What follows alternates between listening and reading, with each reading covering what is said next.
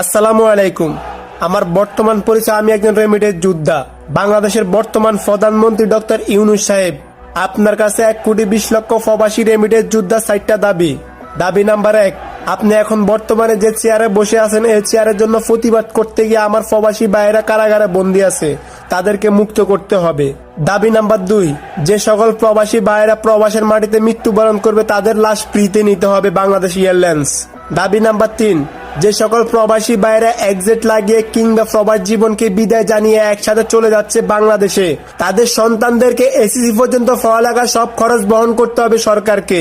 দাবি নাম্বার 4, বিমানের টিকিট 25,000-এর ভিতরে করতে হবে, এবং কি যে সকল প্রবাসীরা ছুটিতে যাচ্ছে তাদের লাকিজ ভাঙচুর এবং হয়রানি সৃষ্টি বন্ধ করতে হবে। আমাদের প্রবাসীদের এই 4টা দাবি যতদিন পর্যন্ত মেনে না নেওয়া হবে, ততদিন পর্যন্ত আমরা রেমিটেন্স শাটডাউন ঘোষণা করতেছি। আমরা রেমিটেন্স নিয়ে প্রস্তুত আছি বাংলাদেশকে রেমিটেন্স দেওয়ার জন্য।